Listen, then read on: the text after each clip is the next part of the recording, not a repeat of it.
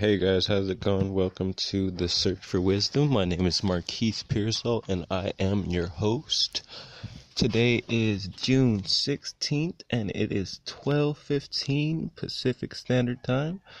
And we are going to go on the search for wisdom. Join me guys right now today on the search for wisdom. First off, we're going to lead with a guy by the name of Paul. Paul is approximately 60-something years old. He's had a debacle with drugs, alcohol. Originally from Chicago.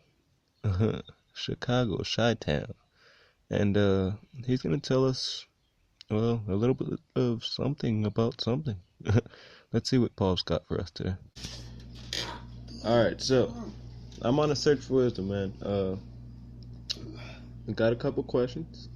The first one being, where were you at when you were my age? 21.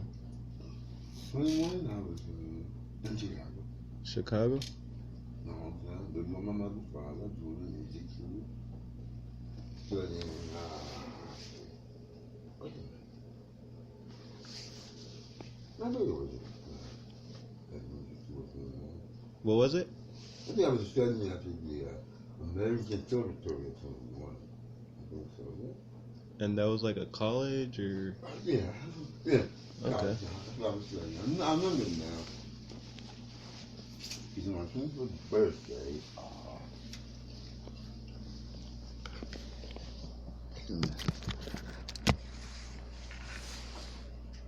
Man, whether I was in school or not at that time, it's possible I might have been doing my break from school. But I do remember my 21st birthday, I looked at my ID. I said, well, I'm 21. What am I going to do? I can buy liquor legally, but I've already been doing. But I'll be in 21. So it wasn't really like I was doing different by buying something. I could always buy them. Except sometimes I might get car and get nobody. So I don't think I really did anything big on my 21st birthday. But I just feel good about being 21. So you had just turned 21, you got your ID, but you weren't that happy because it really didn't mean shit. Because, No, I already had it. because you were already drinking and blah, blah, blah. Yeah. I already had my ID, though. I already had the ID. Okay. Yeah, but see, what it was, and like, just like what you said, I noticed a lot of times when I was drinking all the time, that when it came to go to somebody's party, and all the drinks was there, it was like doing the usual. I mean, it's not the same. It's not the same, right?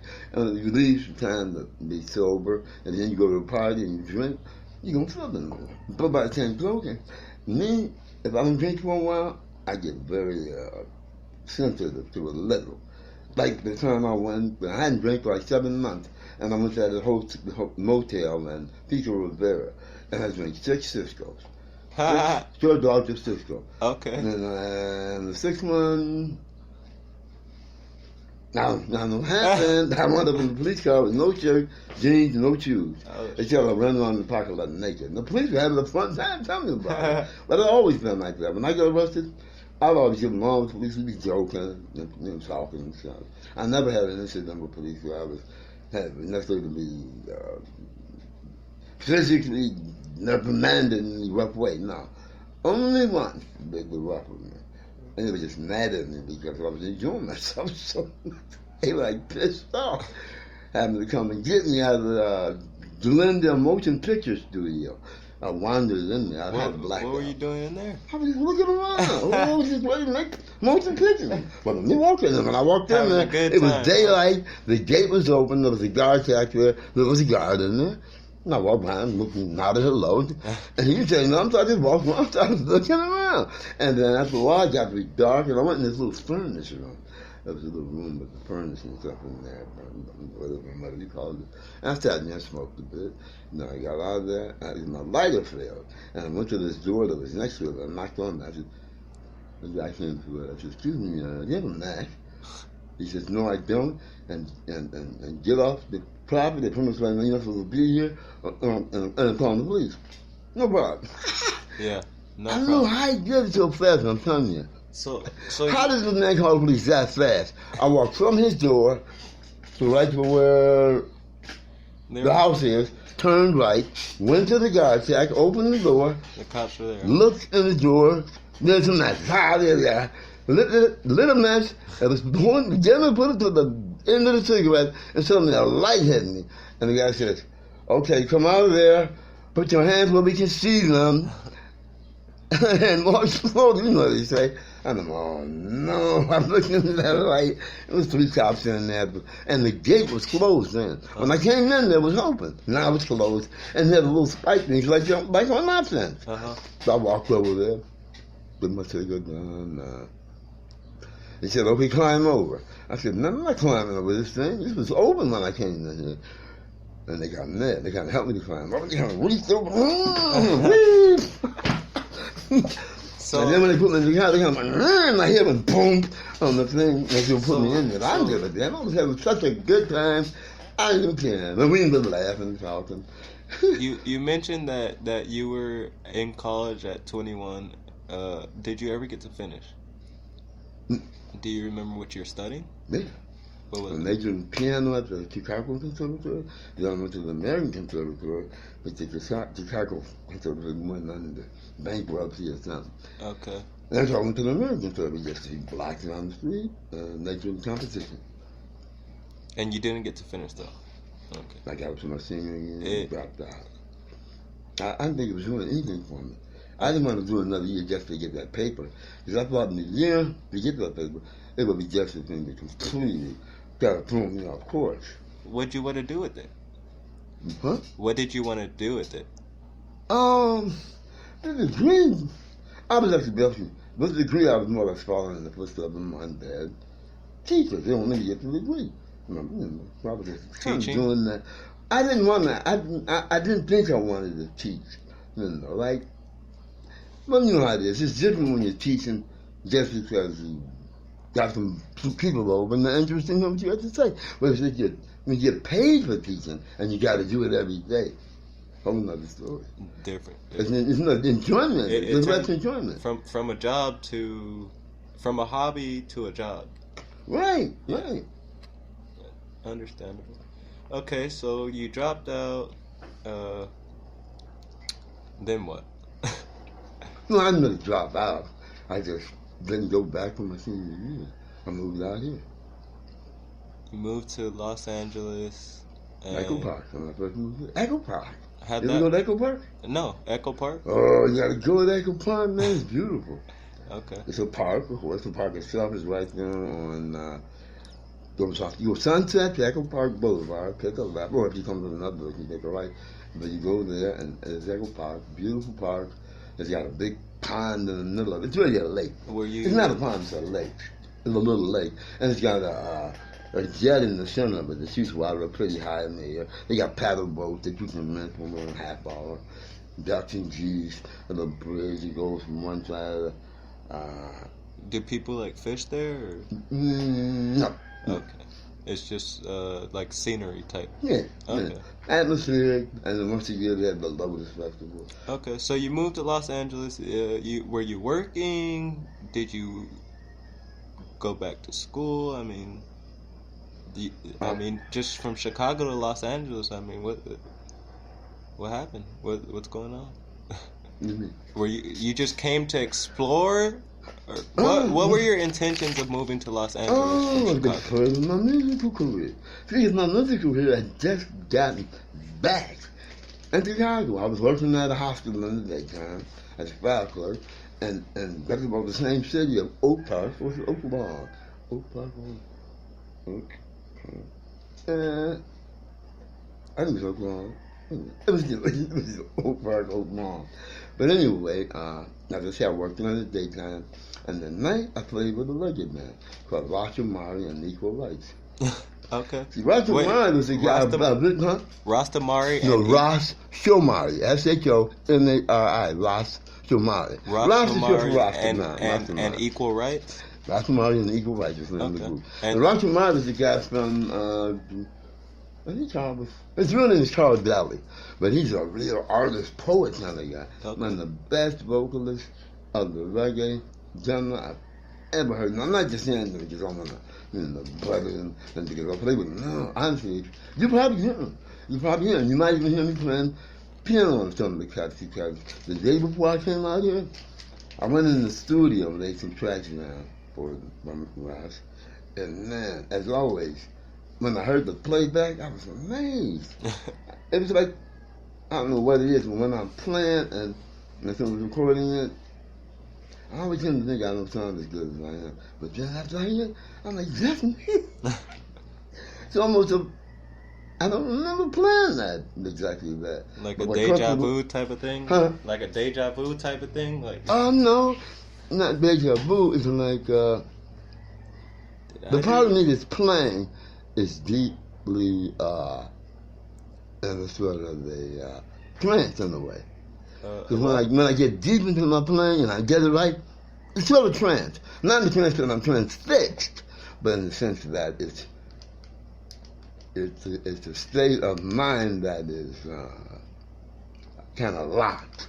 Okay. Because once I get it to that point, I try to lock it. Kind of like an out of body experience.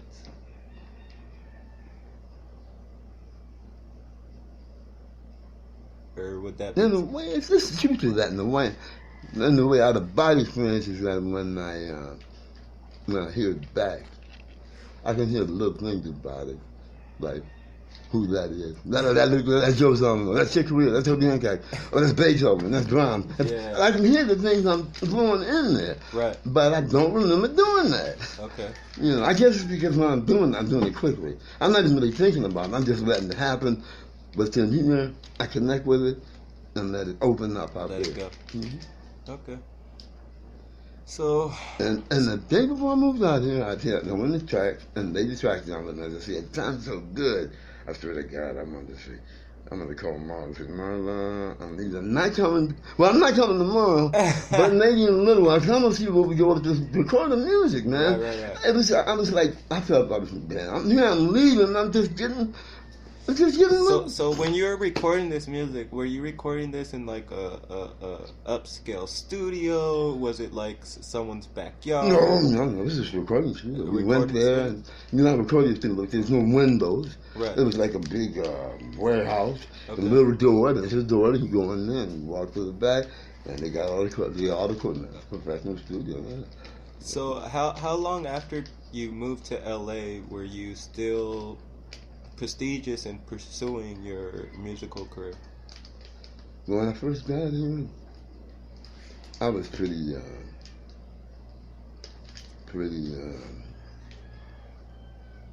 driven to play. I'll tell you this. I actually, when I first got there, I would have liked to just get hooked up with the musicians right away, because I've been playing that, of course. I didn't get a job for Daddy where I came out running stuff. So I worked with my sister's job, the Christian Center. And it was going well. The Christian Center? Equestrian Center. Equestrian Center. That's horses. Okay. Rodeos, polo. In Los Angeles? So that's more in Burbank. Okay, Burbank. It's exclusive. A lot of stars okay. coming and stuff. Yeah, I've seen probably a few stars, a lot of work on there. And it was good. My job was pretty easy. I wasn't really qualified for it, though. I would never get that job unless my sister was working. That's why I got the job. My sister was working there. Okay. I would never got that job. And how long was that? Oh, I worked about a year. Just a year. About a year. And it was going good. When I first got there, I spent most of my time practicing that. That I wasn't out. When I first got there, I wanted to do as much sightseeing as I could. My sister had a car that she gave me. It was a Monza, the orange Monza. But I didn't really drive too much. I walked in there. It was better for exercise, and you can really take a look at things. Drive Monza, like this, So I just walked. I walked downtown. The first time I went downtown, I just walked straight downtown to downtown. It wasn't that far anyway. And that way I could get to see everything. And I was practicing every night, practicing a long time, coming up with things all the time, yeah. The change of scenery did have an immediate effect on my style. It was amazing. That, like, I came in there with this jazz thing, you know. And I remember one night Marla and her boyfriend Oscar were at my place, and we were having dinner. And I put in this tape that I made with my bass, just my bass and a digital delay. And with that digital delay, I could do sound on sound, dub, dub. Use 2 seconds to delay, which is amount to 4 beats. So I had one measure of beats. One measure. So on that one measure, I could lay down the bass line and go. Now, I start off, I would thump my low string where it wasn't a million note, it was just go boom, boom, boom. And if you heard it, it would sound like a bass drum. Because I damped it up here so it wouldn't sustain. I just go boom, boom, boom, boom. And then I put on a bass line. Okay, 4 beats. And then it loops it, so it keeps playing that bass line. And then I put in another rhythm track, like a lay that on there. And then I put in some chords high up, like a guitar. Like, and then, you see, I put about 6 sounds on there, six sound on sound dubs, overdubs. And then by the time the 6th one's on there, my mother would come down and she'd say, man, how'd you do that? I said, see, my mother bought me that thing. That digital delay, that master delay for my birthday. Okay. She bought me that thing. And it came out well, huh? And she said, man, you got a whole band down there. And that's what makes you do. You can take any instrument, and if you can kind of make different noises other than just the one, especially if you got an instrument-based chord. Right. It's good for a guitar and keyboard and the bass more than it is some other instruments. Okay. No, that's not true. That's wrong. What it is that no one has done it yet. And if they are, I haven't heard anybody say take a saxophone player and using the delay or something. Well, he can.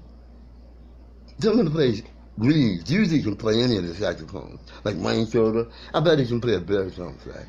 He plays tenor, alto, and soprano mainly, of course. Tenor and soprano, I think, mostly. But most saxophone players, he can probably sing from the smallest to the sopranino. Sopranino, soprano is someone that's just a straight like that and has higher up sound. Sounds more like a clarinet in its range. But there's one smaller than that, and it's called the sopranino. And sometimes they're like a little bitty saxophone. People will actually laugh at him when they see him because it looks like a little bitty saxophone. That's what it is. And it's got a real high pitch. But the bad mouth of saxophones is the bass saxophone. The bass sax, okay. Modern time you won't even see one. So baritone saxophone, like people like listening to Jerry Mulligan, the jazz cats, that's the big one. It's like this. And it goes way down there. It's got like a one out here. But you see, the bass sax, they don't even really use those too much. They use them mainly in orchestras. They have to sit on the stand. You don't hold the bass saxophone. That's just about this big. You sit on the stand. You stand in the back of it and play it. But the notes on the thing, they're really low. Here's a baritone sax. Wait a minute. That's not. Wait a minute. It's not this thing.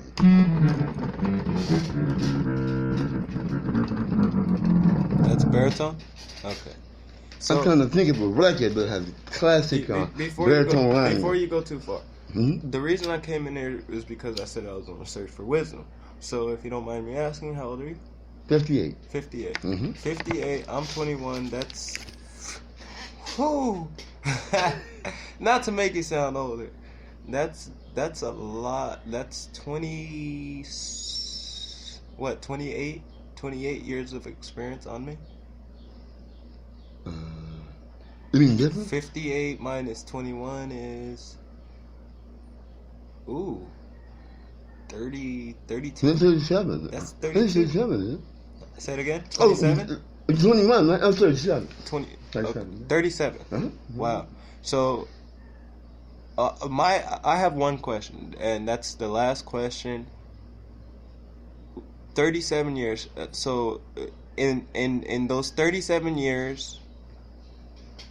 So let's say starting at 21 to 58. has been the most valuable experience for you that you would share with someone from the next generation? And if anything, what would you change as far as your actions so far? That's how I say when you say, what, you saying like if I could go back and do it again, what I would change? If you would even change anything. Oh yeah. If you for would even sure. If I could go back, I would definitely change some things that I did. Definitely. But I'm only saying that. What's one? Because the chance is that when people actually do that, what they think they would do changes because their feelings actually reacting to the moment. See, when me saying what I would do but not being there, it's more like a suggestion. But then when I get there and see the vibes, I'm gonna say, I'm gonna send me back to 2016. This ain't me. I can deal with it. So me being 21, is there one key piece of advice that you feel that I can use to be successful, either physically, mentally, anything? I tell you, I'm glad you said that. And I tell you, keep doing whatever you're doing. Because I'm watching you, baby. You're doing better, man. You're doing a hell of a lot better. You're touring, you're more clean cut, less prone to go off and the street cat. But the street cat, taking for the street. Because if you bring him out and you're in a situation about your job and stuff, the street, they'll get you fired. The street dude, because the street dude will throw some stuff out there that's really out of place. Like my buddy Chris that used to live here. Okay. He was just like this. First out here, he was going learning electronics. And he was only like that. He reminded every night I see him in there for hours working in that book. I said, my buddy Chris, man. I said, man, you gonna make it. I'm proud of you guys. Yeah, I gonna fucking make it. Yeah. And then one day he came back and said, man, I got kicked out of school. I said, what did you do, man? He said, the teacher called on him to answer a question, and he gave an answer that was foolish. And so the class laughed and said, so not his answer. And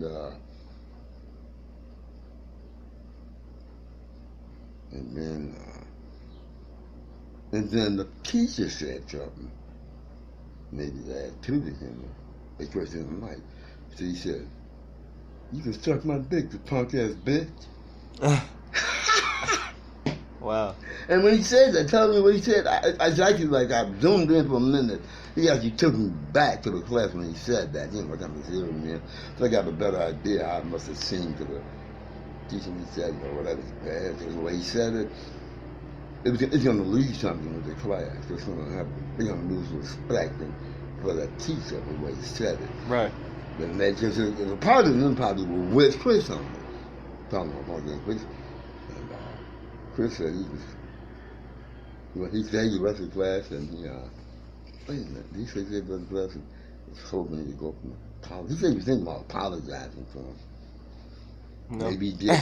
He did. He said he did, but the guy said, "No, I can't accept your apology. And that was uncalled for, and you're out of here." And that goes back to what you just said. The piece of advice is to keep doing what you're doing. Yeah, and it's easy to. It seems like in that occasion, Chris allowed himself to be sidetracked. Even though he said he made the first foolish remark, his teacher came back with the second foolish remark, and then he came back with a super duper foolish remark. But if he would have kept doing what he was doing at the beginning, then Chris would he'd probably be finished with school now.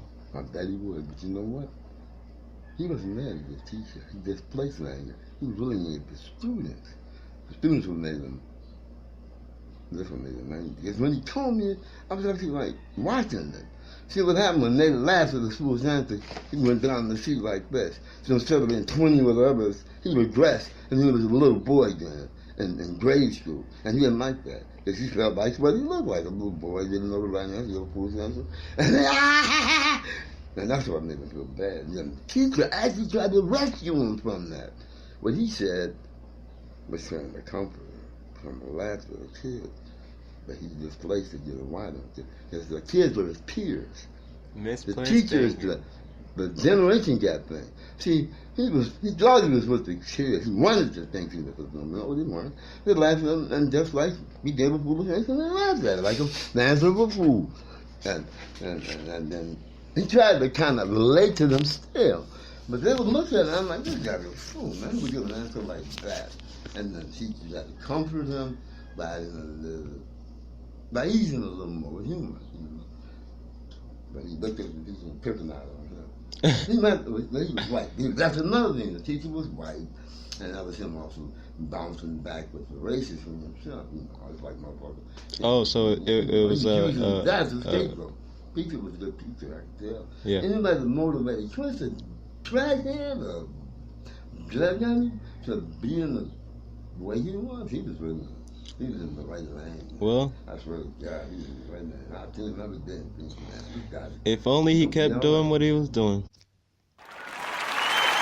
All right. Yeah. There we have it, guys. You've heard it firsthand, the search for wisdom. Just keep doing what you're doing. That didn't just go to me. I've known Paul for a little bit, and, he's been watching me. So I thank you, Paul, for that. Definitely thank you for letting us have you on our show. We're going to continue to search for wisdom, and you were our first piece. So thank you, Paul. Guys, just keep doing what you're doing. Keep doing what you're doing. Keep doing what you're doing.